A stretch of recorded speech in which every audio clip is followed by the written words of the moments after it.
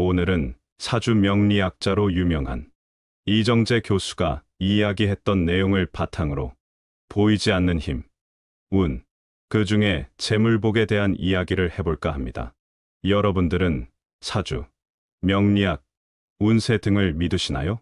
대부분은 완전히 믿는다고 할 수는 없지만 결혼식, 출산과 같은 태길이나 중요한 장면과 같은 일에서는 미신이라고 완전히 무시하지는 않습니다. 그것은 바로 인간이라면 누구나 자신의 미래에 대해서 궁금해하고 알고 싶어 하는 마음이 있고 어느 정도는 의지한다는 뜻이기도 합니다. 가만히 보면 주변에는 딱히 열심히 노력을 하는 것도 아닌데 하는 일마다 술술 풀리는 늘 운이 따르는 사람이 있습니다. 그리고 그 중에는 유난히 제복과 인복이 따르는 사람이 있습니다.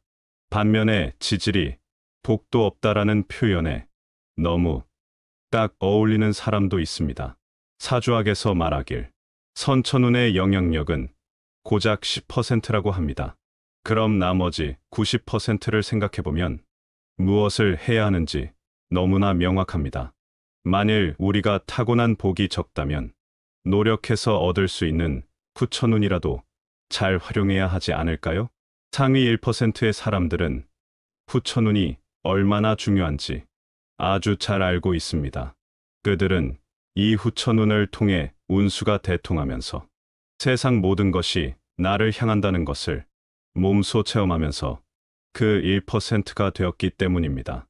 보이지 않는 알 수 없는 힘에 움직이고 순환에 따라 모이기도 하고 흩어지기도 하며 커지기도 하고 작아지기도 하는 것이 인생입니다. 지금 하는 일마다 운이 따르는 사람이라면 이 순환이 계속 강해질 수 있도록 해야 하고 이와 반대로 운이 받지 않는다면 운이 찾아오도록 준비해야 합니다. 후자라면 아무래도 조금 더 노력해야 하고 삶에서 고군분투해야 하는 경우가 많을 것입니다. 그렇다면 이러한 운명적인 요소들 중 가장 큰 영향력을 행사하는 것은 무엇일까요? 바로 우리가 매일 사용하는 돈, 즉 재성이라 불리는 글자입니다. 한마디로 말하면 부자가 될지 가난하게 살지는 자신에게 주어진 복 또는 재화라 불리는 대운이라는 길흉화복으로부터 결정된다는 것입니다. 물론 개개인의 타고난 사주의 구성 요소 역시 매우 중요합니다. 하지만 그것보다도 훨씬 더 크게 작용하는 것이 바로 인간관계로부터 오는 희노애락, 그리고 경제활동 속에서 벌어지는 다양한 사건, 사고, 외부, 환경 변화라고 말할 수 있습니다. 이를 통해 달라지는 것을 후천운이라고 하며 이 후천운에 있어 영향을 주는 것은 앞서 말한 대로 여러 요소가 있지만 그 중에 가장 중요한 것은 바로 마음가짐입니다. 이 마음가짐에 따라 삶은 분명 달라집니다. 사람마다 다르긴 하겠지만 인생에서 가장 중요한 시기는 후반기입니다. 이 인생의 초반기는 부모로부터 물려받아 타고난 것들이지만 후반기는 내가 스스로 만들어 온 것들이 대부분입니다.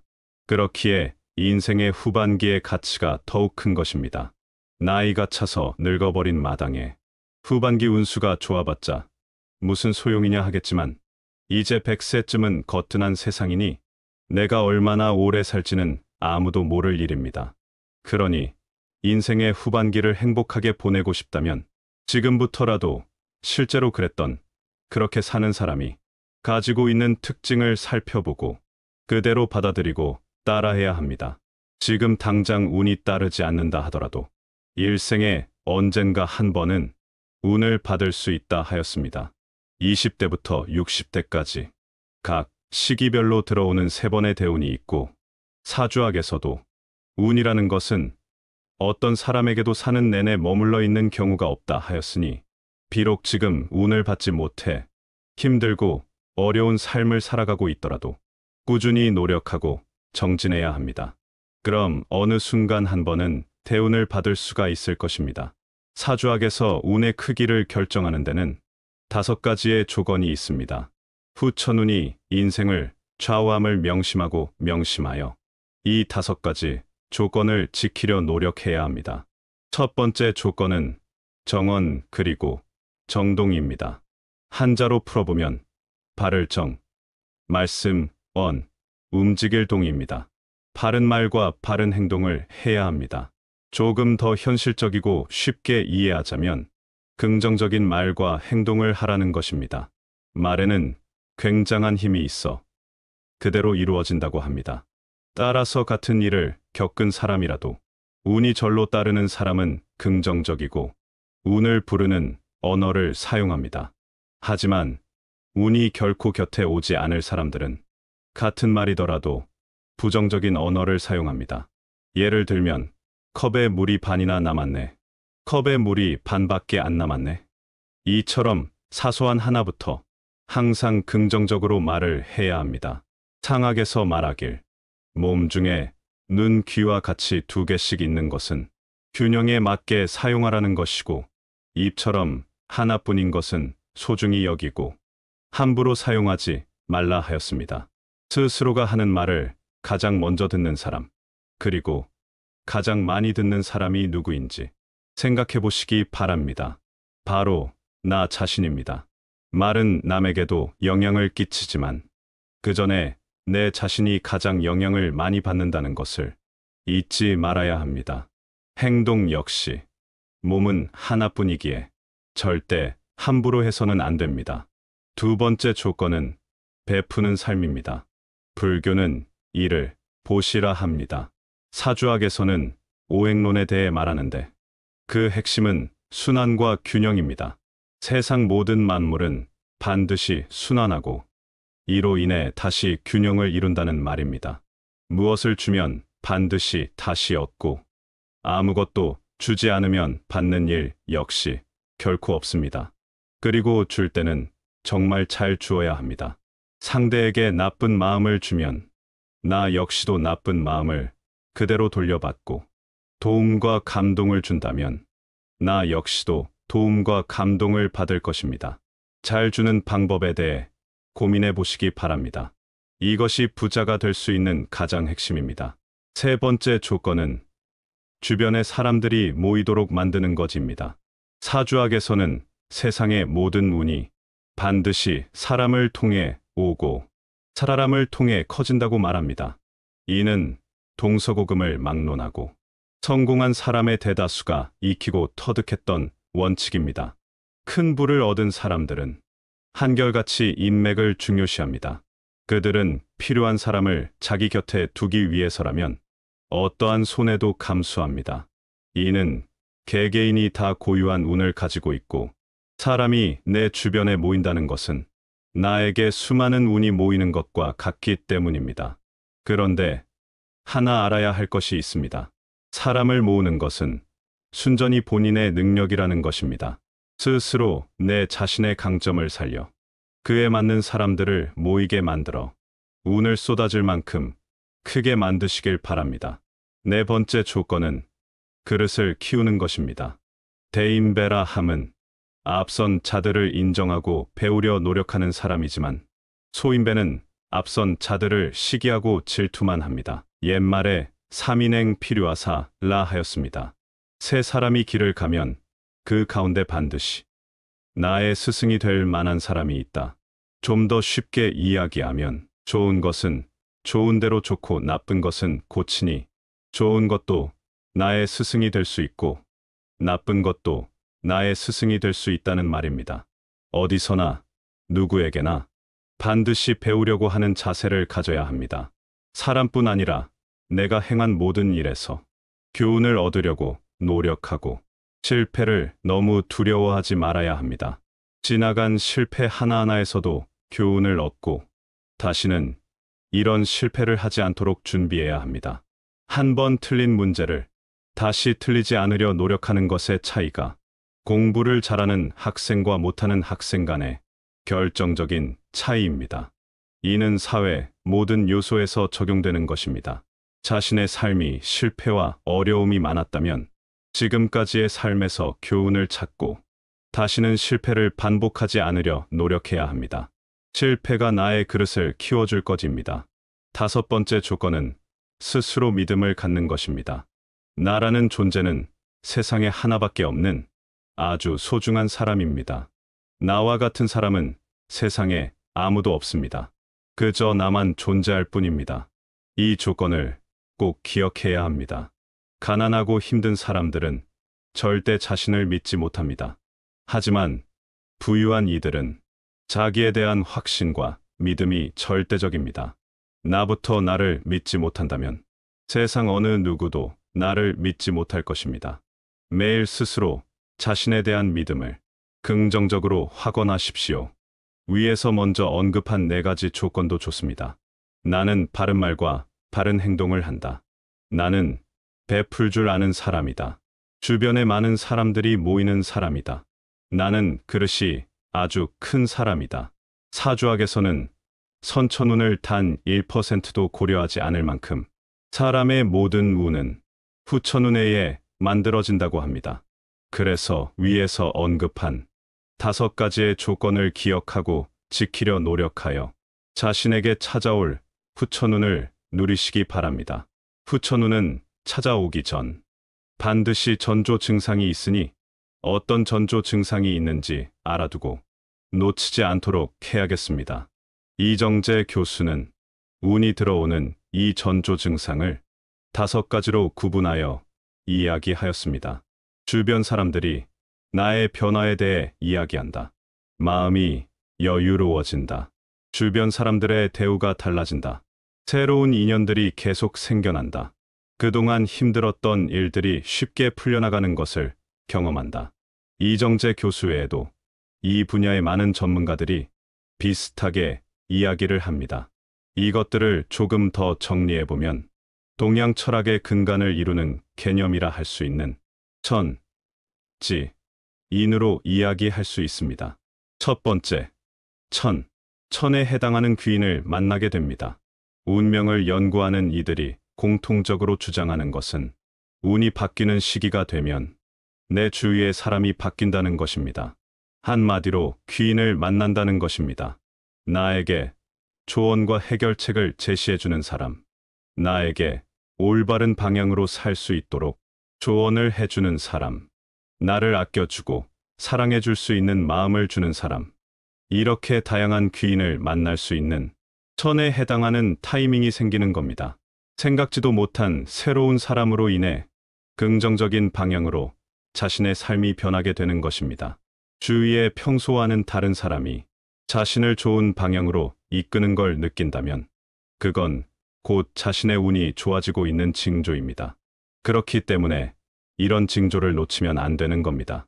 두 번째, 지에 해당하는 주변과 환경이 바뀌게 됩니다. 갑자기 자신이 주로 생활하는 환경의 변화로 인한 이사나 직장의 변경 등이 일어나게 됩니다. 그리고 지금 내가 내 주변에 뭔가를 바꾸고 싶다는 생각의 변화가 일어나고 있다면 그것은 좋은 운으로 바뀌는 징조가 될 수 있습니다.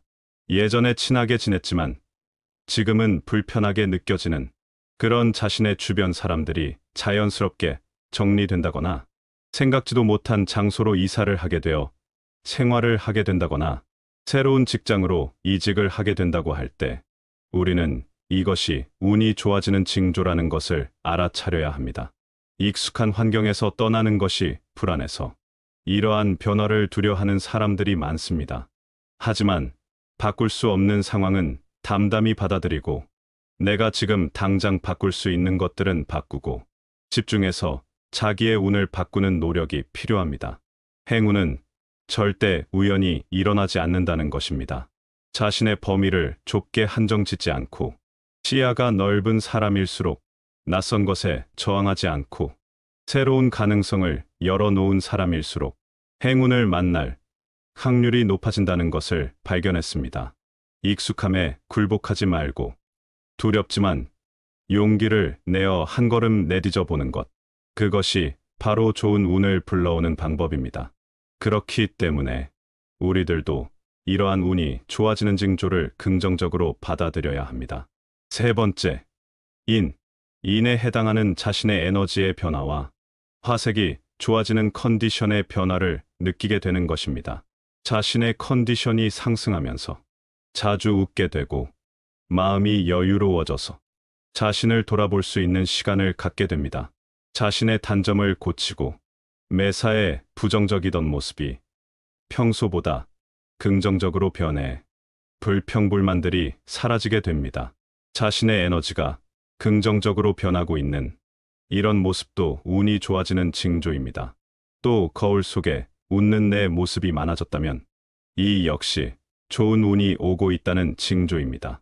자신의 에너지가 변화하고 컨디션이 좋아지다 보니 자연스럽게 얼굴에 화색이 돌게 됩니다. 그러다 보니 이런 운이 좋아지는 시점에 사람들에게 너 요즘 좋은 일 있니? 얼굴이 좋아졌네 라는 말을 많이 듣게 됩니다. 이것 또한 좋은 운이 들어오면서 에너지가 끌어올려지기 때문에 생기는 현상입니다. 이렇게 후천운이 들어올 전조 증상 3가지에 대해 알았으니 항상 준비하고 대비해야겠습니다. 운이 우리에게 들어왔을 때 들어온 줄 몰라서 놓치게 된다면 얼마나 아깝겠는가. 그것이 앞으로 다가올 대운이나 전운이라면 더욱 그렇습니다. 이 후천운을 대비할 때는 긍정적인 마음가짐과 역경을 극복할 수 있다는 마인드로 이 인생이 던져주는 도전들을 적극적으로 대처해야 합니다.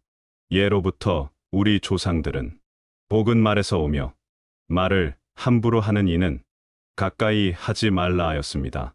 말은 사람의 마음에 근원을 두고 있어 마음이 옳은 곳에 있을 때 바른 말을 할 수 있습니다.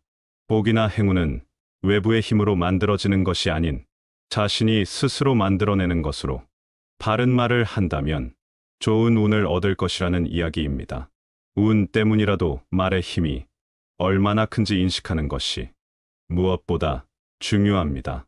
말은 다른 사람에게 영감을 주거나 낙담시킬 수 있음을 깨달아야 합니다. 부정적인 말로 시작하는 하루는 종일 기분을 상하게 할 수 있지만 긍정적인 말로 시작하는 하루는 기분을 좋게 만들어주고 모든 것을 긍정적으로 받아들이게 만듭니다. 말의 영향력은 광범위하고 즉각적입니다. 말은 다른 사람들에게 영향을 주는 것뿐 아니라 우리 자신의 인생 궤도를 형성하는 데도 중요합니다. 말은 그릇이라는 격언은 긍정적인 말의 힘을 강조합니다. 긍정적인 태도를 유지하는 사람들은 자신감이 넘치고 자신의 능력에 대한 확고한 신념을 가지고 있습니다.